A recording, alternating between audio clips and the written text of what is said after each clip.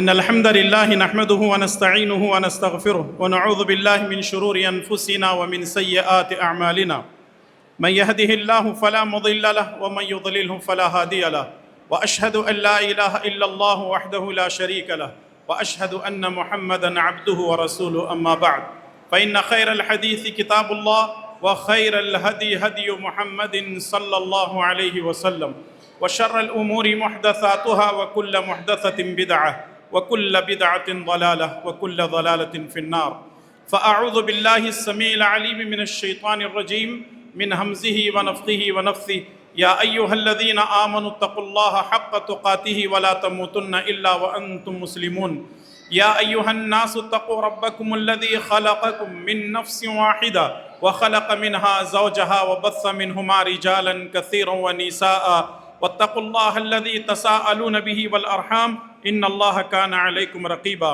يا أيها الذين آمنوا اتقوا الله وقولوا قولا سديدا يصلح لكم أعمالكم ويغفر لكم ذنوبكم، ومن يطع الله ورسوله فقد فاز فوزا عظيما. أعوذ بالله السميع العليم من الشيطان الرجيم من همزه ونفخه ونفثه. من عمل صالحا من ذكر أو أنثى وهو مؤمن فلنحيينه حياة طيبة ولنجزينهم أجرهم بأحسن ما كانوا يعملون. رب اشرح لي صدري ويسر لي أمري واحلل عقدة من لساني يفقهوا قولي. سبحانك لا علم لنا إلا ما علمتنا إنك أنت العليم الحكيم. اللهم ربنا زدنا علما، اللهم آمین یا رب العالمین. اسٹیج پر تشریف فرما علماء کرام، ذمہ داران جماعت و جمعیت،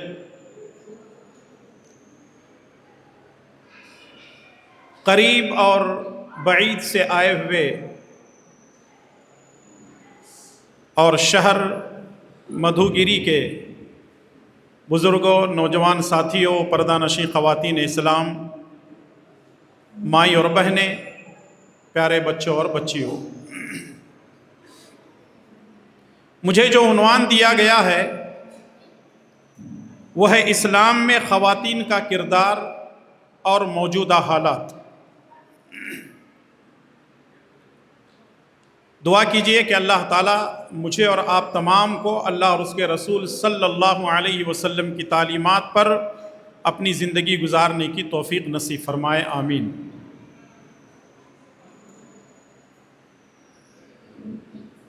اصلاح معاشرہ آج کل کے حالات میں ایک بڑا ہی اہم موضوع ہے، اور اس میں خاص کر کے ایک پہلو جس پر مجھے بات کرنے کا حکم دیا گیا ہے وہ ہے اصلاح معاشرہ میں خواتین کا کردار.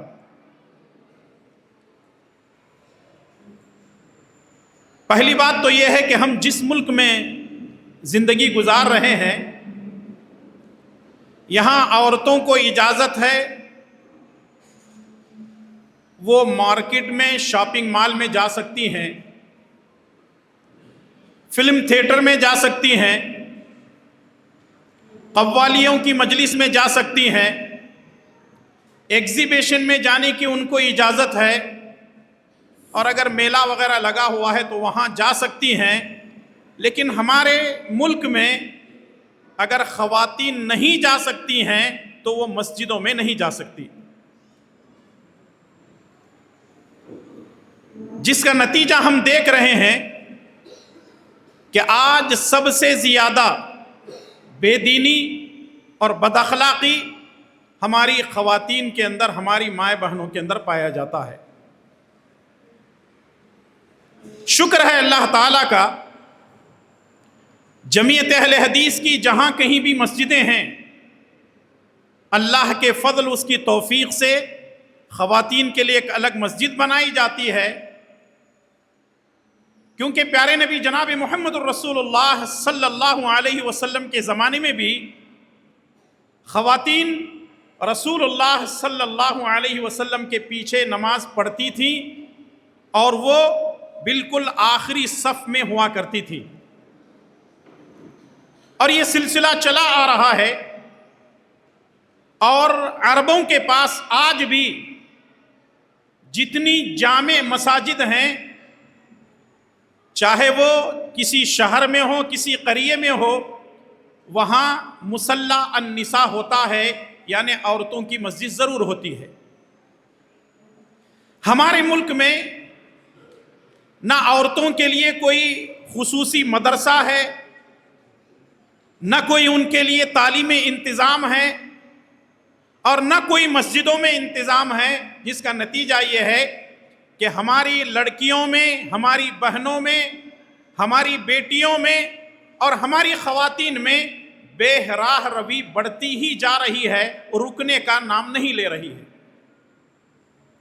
ان حالات میں ہر جگہ مدارس کو قائم کرنے کی ضرورت ہے، مجالس کو قائم کرنے کی ضرورت ہے، جہاں نوجوان لڑکیوں کو تعلیم سے آراستہ و پیراستہ کیا جائے، اور جو عمر رسیدہ خواتین ہیں ان کے لیے بھی قرآن کی تعلیمات اور ان کی زندگی سے تعلق رکھنے والی جتنی چیزیں ہیں ان کے تعلق سے بھی کوئی ایک ایسا نظم ہونا چاہیے جمعیت کے ذریعے سے کہ خواتین اسلام کے جو موٹے موٹے مسائل ہیں اس کو سمجھ سکیں۔ اللہ تبارک و تعالی ہمیں اس کی توفیق عطا فرمائے، آمین۔ اصلاح معاشرے میں خواتین کا کردار کیا ہونا چاہیے؟ سب سے پہلی بات تو یہ ہے کہ اگر ایک آدمی سدھرتا ہے تو وہ صرف اکیلا سدھرتا ہے، لیکن اگر ایک عورت سدھرتی ہے تو اس کا مطلب یہ ہے کہ پوری کی پوری نسل سدھرتی ہے۔ تو اس لیے جہاں مرد پر محنت ہونی چاہیے تو وہیں عورت پر بھی محنت ہونی چاہیے کہ اس کے اندر بھی دینداری آ جائے، اور دین اسلام پر عمل کرنے کا جو مسئلہ ہے وہ صرف مردوں کے لیے نہیں ہے بلکہ عورتوں کے لیے بھی حکم دیا گیا ہے کہ وہ بھی مردوں کے ساتھ ساتھ دین پر عمل کریں۔ جیسا کہ اللہ تبارک و تعالیٰ نے سورہ نحل کی آیت نمبر 97 میں ارشاد فرمایا، من عمل صالحا من ذکر او انثى وهو مؤمن، عمل صالح کرنے والا اگر کوئی مرد ہے یا عورت ہے تو وہ صاحب ایمان ہے، وہ مومن ہے، فَلَنُحْيِيَنَّهُ حَيَاةً طَيِّبَةً۔ مرد اور عورت عمل صالح کرتے ہیں تو اللہ تبارک و تعالیٰ نے ان کو مومن کہا اور دو انعامات کا وعدہ کیا۔ پہلا انعام فَلَنُحْيِيَنَّهُ حَيَاةً طَيِّبَةً، ہم ان کو پاکیزہ زندگی دیں گے۔ پہلا انعام پاکیزہ زندگی دیں گے، وَلَنَجْزِيَنَّهُمْ أَجْرَهُمْ بِأَحْسَنِ مَا كَانُوا يَعْمَلُونَ، اور جو کچھ وہ کریں گے اس کا بہتر بدلہ ان کو دیا جائے گا۔ پاکیزہ زندگی دیں گے اور بہتر بدلہ ان کو دیا جائے گا، یہ دو انعام ہیں اگر کوئی مرد عورت عمل صالح کرتے ہیں۔ علامہ ابن کثیر رحمۃ اللہ علیہ نے اس آیت کے تحت لکھا ہے کہ پاکیزہ زندگی دیں گے کا مطلب یہ ہے کہ دنیا میں سکون کی زندگی دیں گے اور اس کا بہتر بدلہ ہم ان کو عطا کریں گے۔ اس کا مطلب یہ ہے کہ اللہ تبارک و تعالی آخرت میں ان سے راضی ہو کر اپنی جنت میں داخل کرے گا۔ اور اس سے بڑا انعام کیا ہو سکتا ہے کسی مرد کے لیے، کسی عورت کے لیے؟ یہاں یہ نہیں کہا گیا کہ ہم مرد کو صرف بدلہ دیں گے، عورت کو کچھ نہیں دیں گے، بلکہ اللہ تبارک و تعالیٰ نے مرد کے ساتھ عورت کو بھی جوڑ دیا۔ اس سے یہ بات ثابت ہوتی ہے کہ عمل صالح مرد اور عورت دونوں کو کرنا ہے۔ اور اسی لیے اللہ تبارک و تعالیٰ نے قرآن کریم کے اندر ارشاد فرمایا، وَمَا خَلَقْتُ الْجِنَّ وَالْإِنسَ إِلَّا لِيَعْبُدُونَ، کہ میں نے جنات اور انسانوں کو خالص اپنی عبادت کے لیے پیدا کیا ہے۔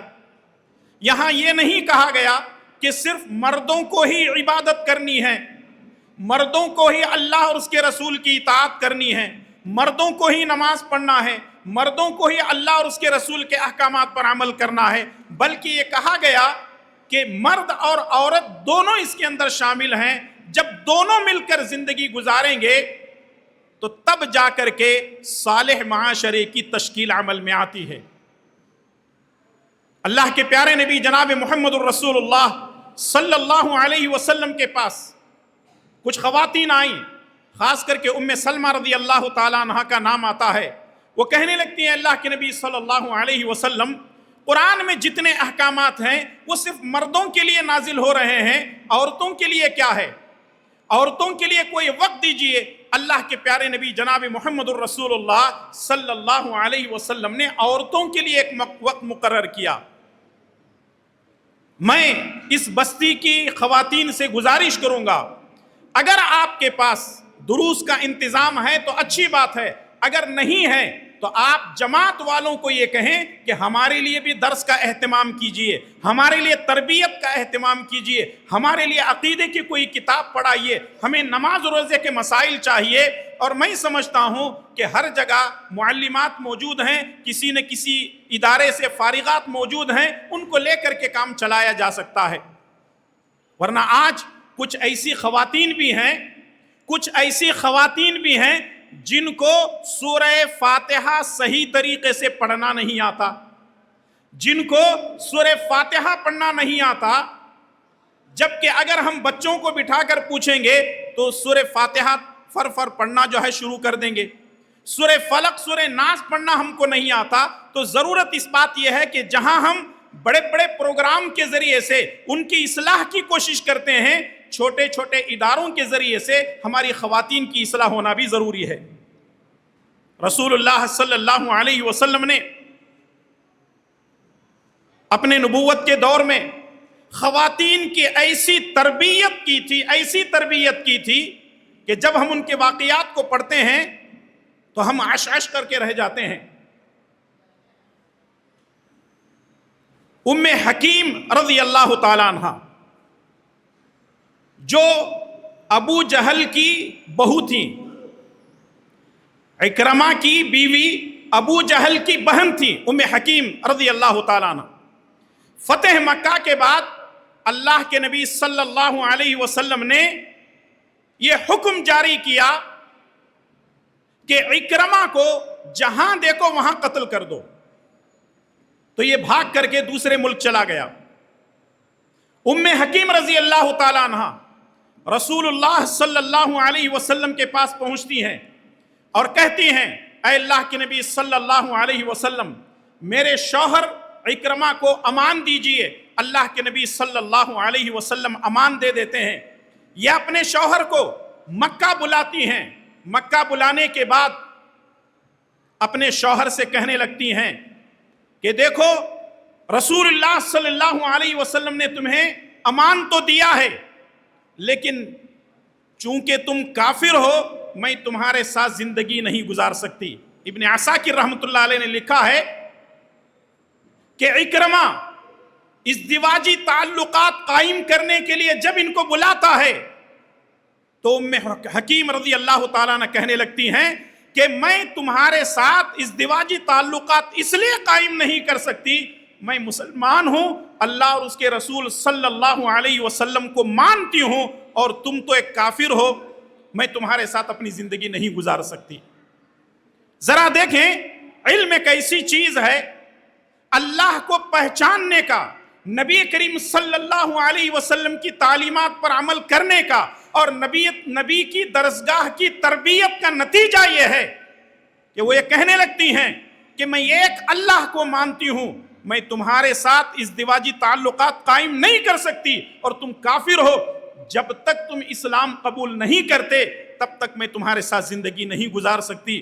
لیکن ایک وقت ایسا آتا ہے کہ اللہ تبارک و تعالیٰ اکرمہ کو بھی ہدایت دے دیتا ہے، اور ابو جہل کا بیٹا اکرمہ رضی اللہ تعالیٰ عنہ اسلام کے اندر داخل ہوتے ہیں. تو معلوم کیا ہوا کہ اس وقت کی عورتیں دین جانتی تھیں، اسلام جانتی تھیں، اسلام کے بارے میں ان کو نالج تھا، معلومات تھیں، جس کی وجہ سے وہ غیروں کو اسلام کی دعوت دیتی تھیں. اور اگر ان کا شوہر کافر بھی ہے، مشرک بھی ہے، ان کو بھی اسلام کی طرف بلاتی تھی. یہاں ایک چیز مجھے عنوان میں دیا گیا وہ یہ ہے کہ اصلاح معاشرے میں خواتین کا کردار اور موجودہ حالات. اب یہ ام حکیم کا واقعہ آپ اپنے سامنے رکھیں اور آج کل کے حالات پر غور کریں کہ ہماری خواتین کیا کر رہی ہیں. وہاں کافروں اور مشرکوں کو صحابیات اسلام کی دعوت دیتی تھیں، ازدواجی تعلقات بالکل قائم نہیں کرتی تھیں، اور یہاں آج حالات ایسے ہیں کہ ہماری مسلم مائیں اور بہنیں، ہماری بہن بیٹیاں، وہ غیروں کے بغلوں میں جا کر کے عیاشیاں کر رہی ہیں، فلم تھیٹروں میں جا رہی ہیں، پارکوں میں جا رہی ہیں، کالج پڑھنے کے بہانے ایک شہر سے دوسرے شہر، ایک بستی سے دوسری بستی جا کر کے عیاشیاں کر رہی ہیں۔ ماں باپ کو نظر رکھنی چاہیے، ماں باپ کو چاہیے کہ وہ نظر رکھیں کہ ہماری بیٹی کہاں جا رہی ہے، پڑھنے جا رہی ہے یا پٹی پڑھانے جا رہی ہے، آیا وہ کالج میں جا رہی ہے یا پھر کسی کال کی وجہ سے جو ہے وہ کہیں کسی پارک میں جا رہی ہے۔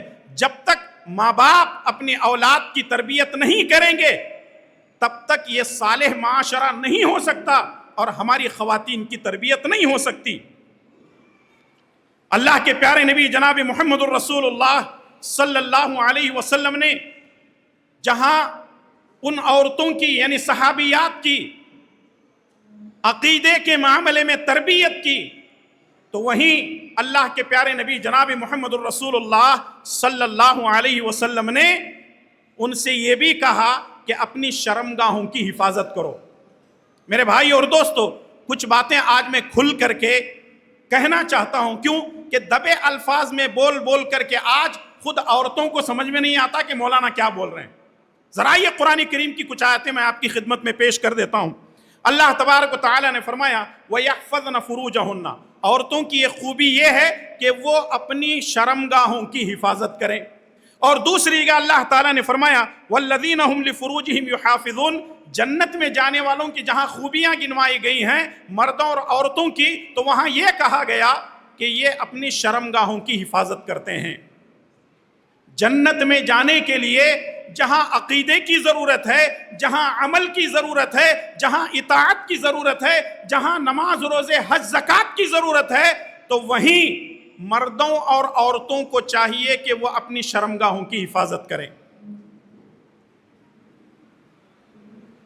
اللہ کے پیارے نبی جناب محمد الرسول اللہ صلی اللہ علیہ وسلم نے فرمایا، مسند احمد کی روایت ہے، عبد الرحمن بن عوف رضی اللہ تعالیٰ عنہ اس حدیث کے راوی ہیں، اذا صلت المرأة خمسها، اگر کوئی عورت 5 وقتہ نمازوں کی پابندی کرتی ہے، اذا صلت المرأة خمسها، اگر عورت 5 وقتہ نمازوں کی پابندی کرتی ہے، وصامت شہرها، رمضان کے مکمل روزے رکھتی ہے، وحفظت فرجها، اور اپنی عزت و آبرو کی حفاظت کرتی ہے، وَأَطَاعَتْ زَوْجَهَا، اور اپنے شوہر کی اطاعت اور خدمت کرتی ہے، قِيلَ لَهَا ادْخُلِ الْجَنَّةَ مِنْ أَيِّ أَبْوَابِ الْجَنَّةِ شِئْتَ، جنت کے سارے دروازے اس عورت کے لیے کھول دیے جائیں گے اور کہا جائے گا جنت کے جس دروازے سے تو داخل ہونا چاہتی ہے داخل ہو جا۔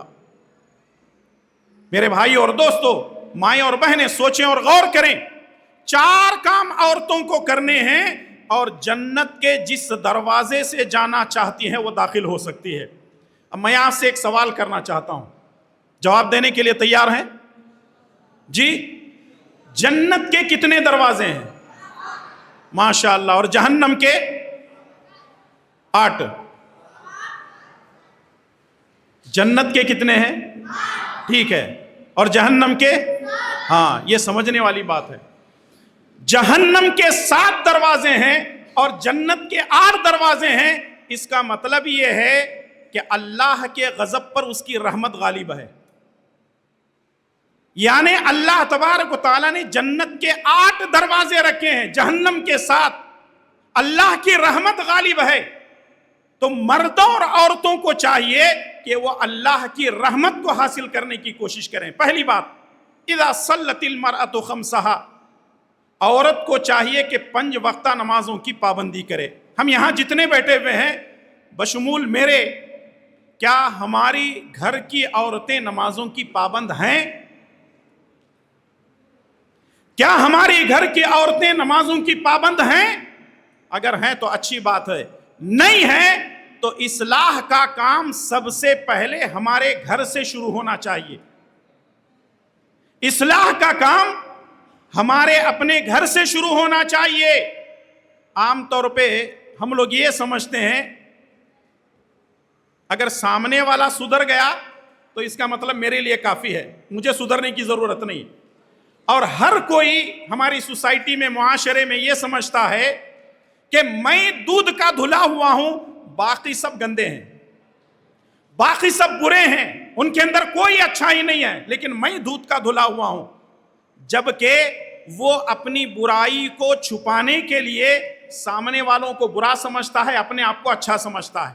اور کبھی کبھی ہم نے کچھ لوگوں کو دیکھا ہے، سوشل میڈیا میں ایک ویڈیو آیا، دوسرے کو بھیج دیے، اس میں کیا لکھا ہوا ہے؟ غیبت کرنا حرام ہے۔ دوسرے کو ویڈیو بھیجنے کے بعد کہتے ہیں میں بھیجا تھا، انہوں دیکھ لیے، اب ذرا کیا بھی سدھریں گے؟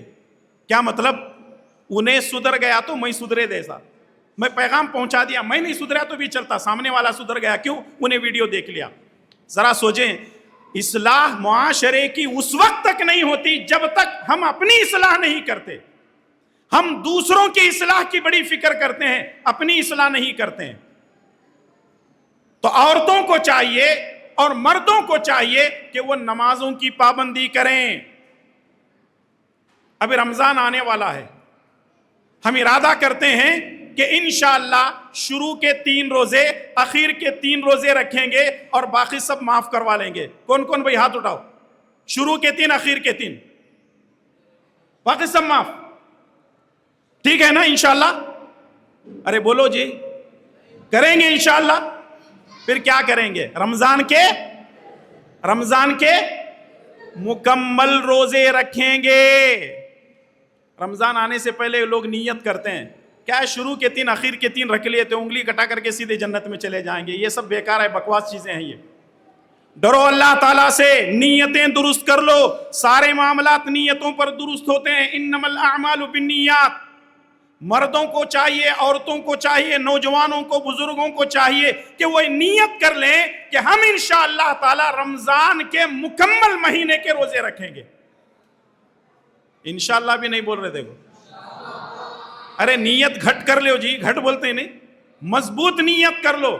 اگر نیت اچھی ہوگی تو پھر اللہ تعالیٰ صحت بھی دیتا، عافیت بھی دیتا، دولت بھی دیتا، روزی بھی دیتا، سب کچھ دیتا۔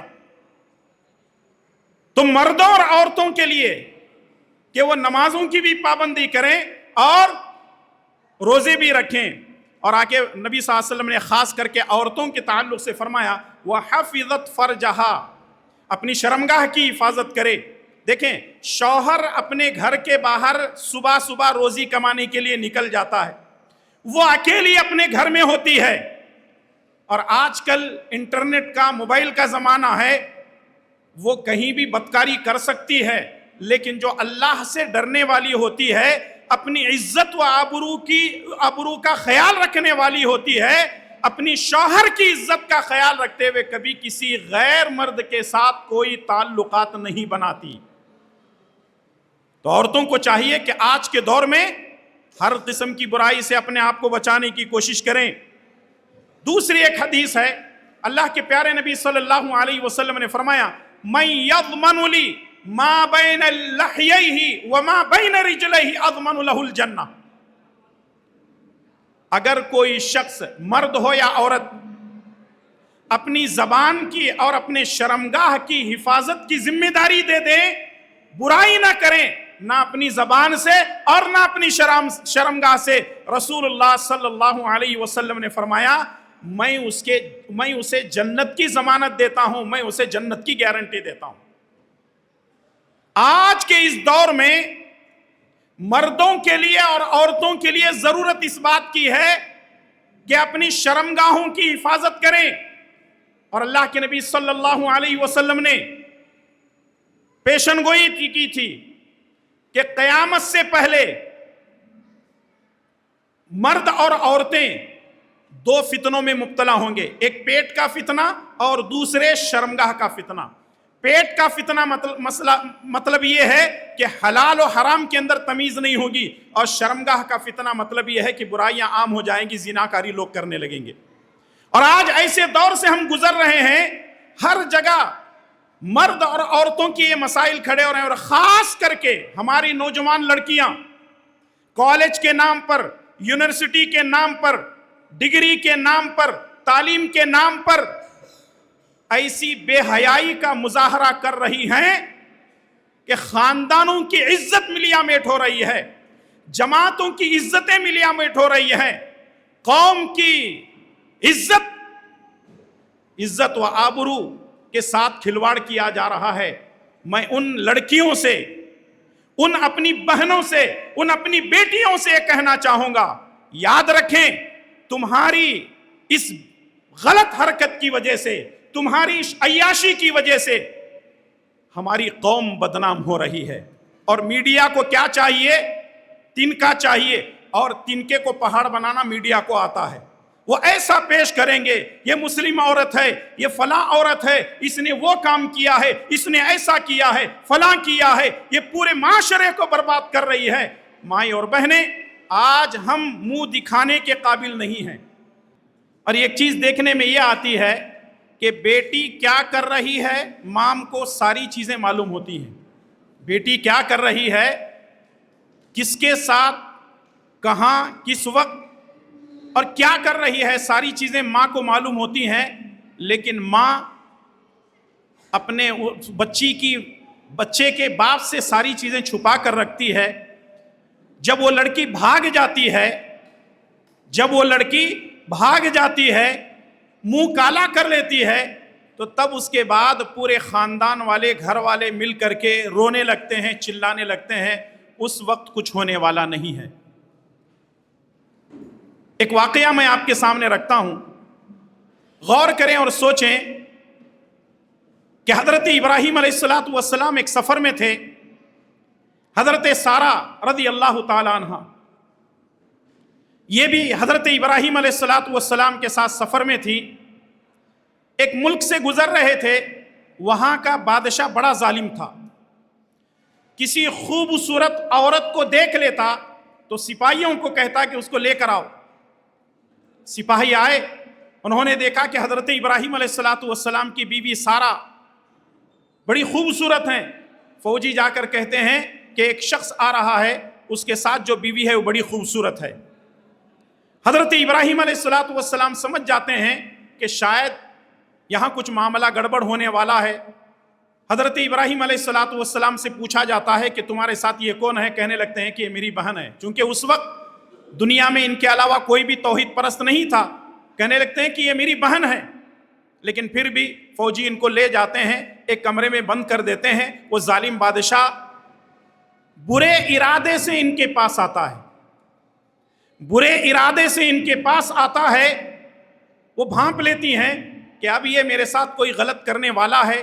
فوراً وضو کرتی ہیں، نماز پڑھتی ہیں اور اللہ تبارک و تعالیٰ سے دعا کرتی ہیں کہ اے اللہ تبارک و تعالیٰ، آج تک میں نے کسی غیر مرد کی طرف نظر بھی نہیں اٹھائی ہے، میں نے اپنی عصمت و عفت کی حفاظت ایسی کی ہے، آج یہ میری طرف بری نظر سے دیکھ رہا ہے، اے اللہ تبارک و تعالیٰ تو اس کو اپنے انجام تک پہنچا دے۔ تھوڑی ہی دیر میں حضرت سارہ کی دعا اللہ تعالیٰ قبول کر لیتا ہے، وہ تڑپنے لگتا ہے۔ البدایہ والنہایہ کے اندر شیخ ابن کثیر رحمۃ اللہ علیہ لکھتے ہیں کہ وہ ایسے تڑپنے لگا اور اس کے حلق سے ایسی آواز آنے لگی جیسے ایک جانور کے ذبح کرنے پر آواز آتی ہے۔ پھر وہ دعا کرتی ہیں کہ اللہ تبارک و تعالیٰ اس کو جیسا تھا ویسا کر دے، کہیں لوگ یہ نہ کہنا شروع کر دیں کہ میں نے اس کو قتل کیا ہے۔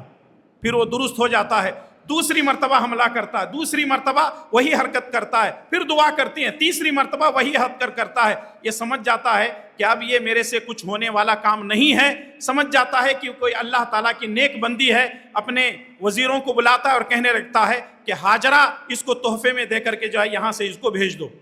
ذرا سوچیں اور غور کریں، حضرت سارہ رضی اللہ تعالیٰ عنہ ابراہیم علیہ السلام کی بیوی ہیں، اپنی عزت و آبرو کی اور اپنے شوہر کی عزت و آبرو کی کتنا زیادہ خیال رکھتی ہیں۔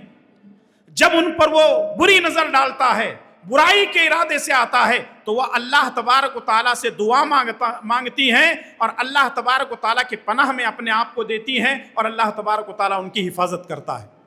اور آج کے سوشل میڈیا کے دور میں फेस बुक के जरिए से निकाह हो रहे हैं, इंस्टाग्राम के जरिए से निकाह हो रहे हैं, व्हाट्सएप के जरिए से, यूट्यूब के जरिए से निकाह हो रहे हैं। और ये निकाह ऐसे हो रहे हैं, 2-4 महीने गुजर गए, लड़का काफिर होता है, मुशरिक होता है, 2-4 महीने के बाद इसकी गर्दन तन से जुदा कर देता है, इसके जिस्म के टुकड़े टुकड़े कर देता है।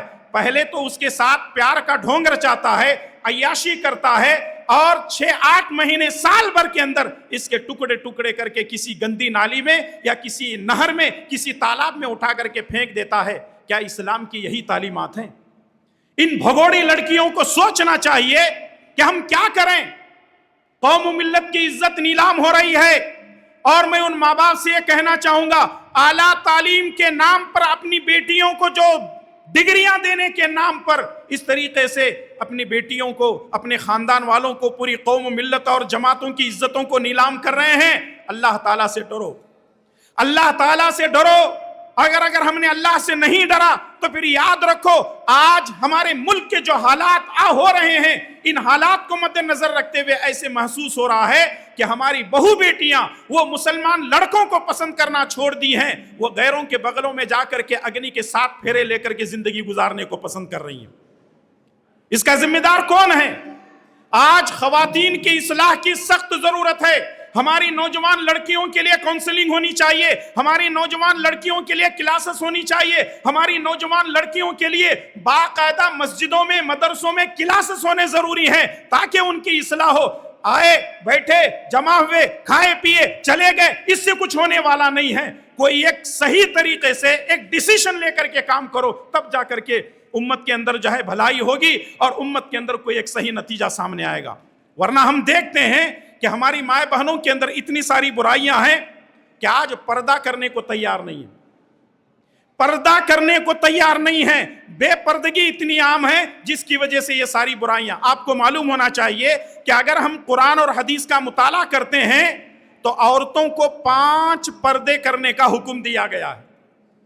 पर्दा सिर्फ बुर्का पहन लेने का नाम नहीं है, औरतों को चाहिए कि वो 5 पर्दे, इसका हिजाब का, इसका ख्याल रखें। पहला पर्दा है बदन का पर्दा, बदन यानी उसकी बॉडी, उसका जिस्म का पर्दा। दूसरा है उसके लिबास का पर्दा, और तीसरा है उसके जेवरात का पर्दा, और चौथा है उसकी आवाज का पर्दा, और 5वां है उसकी खुशबू का पर्दा। ये औरत को 5 पर्दे करने हैं। आमतौर पे हमारे यहाँ कहा जाता है औरत को बुर्का ओढ़ लेना चाहिए, ठीक है, अच्छी बात है, लेकिन सबसे पहले बदन का पर्दा होना चाहिए, जिस्म कहीं से भी नजर ना आए। और आज हमारी माए बहनों को हम देखते हैं, साउथ इंडिया में एक सिस्टम है, क्या है, यहां हमारी माए और बहनें साड़ियां पहनती हैं। हालांकि गैरों की देखा देखी हमारी माए और बहनें साड़ियां पहनती हैं। आप जरा नॉर्थ में चली जाइए, कोई भी मुस्लिम औरत आपको साड़ी पहनती हुई नजर नहीं आएगी। 5,000 की साड़ी, 10,000 की साड़ी, 20,000 की साड़ी, शादी की साड़ी, वलीमे की साड़ी, मंगनी की साड़ी, और वो हल्दी की साड़ी, पता नहीं साड़ियों पे ही हमारा गुजारा हो रहा है। ये इस्लामी लिबास नहीं है। साड़ियों में ब्लाउज पहना जाता है, आगे की तरफ झुको तो सीना दिखता है, और अगर साड़ी से थोड़ी सी हट जाए तो फिर पीठ का पूरा हिस्सा नजर आता है। बाज औरतें जो साड़ियां पहनती हैं, अगर ऑटो में, कार में वो चढ़ना चाहती हैं तो उनके पूरे के पूरे जो है पिंडलियां नजर आती हैं। ये कौन सा पर्दा है? हालांकि वो बुर्के में होती हैं। मैं गुजारिश करूंगा कि ये साड़ियों का जो मसला चल रहा है, माए बहनें साड़ियों को छोड़ें, ऐसे लिबास की तरफ आए कि जिसमें जिस्म हमारा पूरा का पूरा छुपा हुआ हो। और आपको मालूम होना चाहिए, इब्लीस ने सबसे पहले जो काम किया है जन्नत में, हजरत आदम और हवा के उसने कपड़े निकालने के लिए वो काम किया। जिस दरख्त के फल को अल्लाह ताला ने मना किया था वही खिलाया, जिसकी वजह से उनके जिस्म से वो लिबास निकल गया, जन्नत का यूनिफॉर्म निकल गया, और जन्नत के पत्ते लेकर के आदम और हवा अपने जिस्म को छुपाने लगे। और रहा मसला लिबास का पर्दा, लिबास का पर्दा करने के लिए बुर्का ओढ़ा जाता है, लेकिन किसी ने क्या खूब कहा है कि काले बुर्के को भी एक फितने ताजा कहिए, काले बुर्के को भी एक फितने ताजा कहिए, इसको बुर्का नहीं पर्दे का जनाजा कहिए। वो बेल बूटे, وہ اس کے اندر چمکیاں دھمکیاں، اس کے اندر اتنے ڈیزائن. اب یہ برقع پردے کی شکل نہیں ہے بلکہ ایک فیشن بن چکا ہے. اب رہا مسئلہ زیورات کا، ہماری مائیں بہنیں جب زیورات پہنتی ہیں سب سے پہلے برقع نکلتا ہے.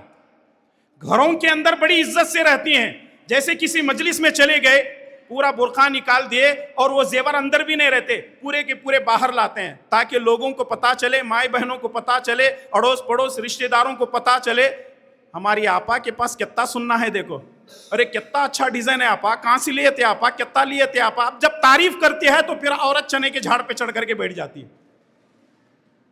یہ جو زیور اس کا بھی پردہ ہونا ہے. رہا مسئلہ آواز کا، ہمارے ہاں تو باقاعدہ وہ ٹی ویوں کے اوپر وہ خوبصورت میک اپ کر کے وہ لڑکیوں کو، خوبصورت لڑکیوں کو ٹی وی چینل چلانے کے لیے لایا جاتا ہے اور پھر ہمارے نوجوان بڑے شوق سے سنتے ہیں. ارے کیا آواز ہے، کیا خوبصورتی ہے. وہ سب مکسر کا کمال ہے، ان کی آواز اتنی خاص نہیں ہوتی ہے. رہا مسئلہ خوشبو کا، آج کل مردوں کے عطر الگ، عورتوں کے عطر الگ ہو چکے ہیں. مردوں کے لیے الگ، عورتوں کے لیے الگ. اتنا ہی نہیں بلکہ عورتیں جو میک اپ بنا رہی ہیں اس کے اندر بھی خوشبو ہوتی ہے. حضرت سنن ابن ماجہ کی روایت ہے، ابو ہریرہ رضی اللہ تعالیٰ عنہ ایک عورت کو دیکھتے ہیں خوشبو لگا کر وہ مسجد کی طرف جا رہی تھی. ابو ہریرہ رضی اللہ تعالیٰ عنہ کہتے ہیں کہ پہلے جاؤ جنابت کا غسل کرو، ناپاکی کا غسل کرو اور پھر اس کے بعد مسجد کو آؤ. یہاں تک کہ نبی صلی اللہ علیہ وسلم فرماتے ہیں اگر کوئی عورت خوشبو لگا کر جاتی ہے اور اس کا مقصد یہی ہوتا ہے کہ میری خوشبو سے لوگ فائدہ اٹھائیں، تو رسول اللہ صلی اللہ علیہ وسلم نے فرمایا ایسی عورت زانیہ ہے. ایسی عورت کیا ہے؟ زانیہ ہے. اس کا مطلب یہ ہے کہ ساری چیزیں خرید کر کے ہم دے رہے ہیں. وقت میرا ختم ہو چکا ہے، صرف 2 منٹ لے کر کے اپنی بات کو میں ختم کر دیتا ہوں. 3 حدیثیں پیش کر کے اپنی بات ختم کر دیتا ہوں. ہمارے معاشرے کے اندر، اصلاح کے اندر جہاں بہت ساری چیزیں ہیں، ایک ایسی چیز جس کے اندر کوئی ہڈی نہیں ہے، جب یہ گھومتی ہے تو پورے کے پورے خاندان کو، پورے معاشرے کو، پورے گھر کو، پوری فیملی کو تباہ و برباد کر رہی ہے، اور وہ ہے ہماری زبانیں. اصلاح معاشرے کے لیے عورتوں کو چاہیے کہ اپنی زبانوں کی حفاظت کریں. ہمارے گھروں کے اندر لڑائی جھگڑا مار پیٹ لات گھونسے نہیں ہوتے ہیں، بلکہ کیا چلتی ہے؟ زبانیں چلتی ہیں. کسی نے کہا تھا کہ کینچی جب چلتی ہے تو وہ کپڑے کو کاٹتی ہے اور جب زبانیں چلتی ہیں وہ دلوں کو کاٹ کر کے رکھ دیتی ہے. یہ زبان حالانکہ ہمارے دل کے اندر، ہمارے جسم کے اندر نہیں جاتی، رہتی تو منہ میں ہے لیکن دلوں کے اندر گھس کر کے دلوں کو کاٹ کر کے رکھ دیتی ہے. اسی لیے اللہ کے پیارے نبی صلی اللہ علیہ وسلم نے فرمایا، اور یہ سنن ترمذی کی روایت ہے، اذا اصبح ابن آدم فإن الأعداء كلها تكفر اللسان فتقول یا لسان اتق اللہ فینا فإن استقمت استقمنا وإن اعوججت اعوججنا. روزانہ صبح میں جسم کے سارے اعضاء زبان سے کہتے ہیں اے زبان تو اللہ تعالیٰ سے ڈرتی رہنا، اگر تو ٹھیک ہے تو تیری وجہ سے ہم بھی ٹھیک ہیں، اگر تو بگڑتی ہے تو تیری وجہ سے ہمارے اندر بھی بگاڑ اور فساد پیدا ہو سکتا ہے. آج زبانوں کی حفاظت نہ کرنے کی وجہ سے ساس اور بہو کے جھگڑے ہیں، نند اور بھاوج کے جھگڑے ہیں، گھروں کے اندر فتنہ اور فساد ہے. اصلاح معاشرہ کے لیے آج ضرورت اس بات کی ہے کہ عورتوں کو چاہیے کہ وہ اپنی زبانوں کی حفاظت کریں.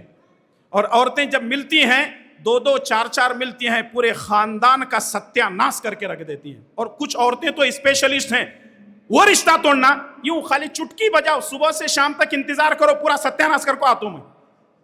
ایسی عورتیں ہمارے معاشرے میں موجود ہیں، تو ہمارے معاشرے کی اصلاح کیسی ہوگی؟ تو ضرورت اس بات کی ہے کہ ان تمام چیزوں کا خیال رکھا جائے. باتیں بہت زیادہ ہیں لیکن جو وقت مجھے دیا گیا ہے، میں جمعیت اہل حدیث مدوگیری کا شکر گزار ہوں کہ الحمدللہ انہوں نے کچھ باتیں آپ کے سامنے پیش کرنے کی مجھے جو ہے موقع عنایت فرمایا. اللہ تبارک و تعالیٰ سے دعا ہے کہ رب العالمین مجھے اور آپ تمام کو، ہمارے ماں بہنوں کو، سب کو اللہ اور اس کے رسول صلی اللہ علیہ وسلم کی تعلیمات پر زندگی گزارنے کی توفیق عطا فرمائے. اے اللہ ہمارے گناہوں کو معاف فرما، ہماری نیکیوں کو قبول فرما. اے اللہ جن لوگوں نے مجلس سجائی ہے، اے اللہ تعالیٰ ان کو دنیا اور آخرت کی بھلائیاں نصیب فرما. جب تک ہمیں زندہ رکھ، اسلام پر زندہ رکھ اور خاتمہ بالخیر فرما. وصلی اللہ علی نبینا محمد وعلی آلہ وصحبہ اجمعین. والسلام علیکم ورحمۃ اللہ وبرکاتہ.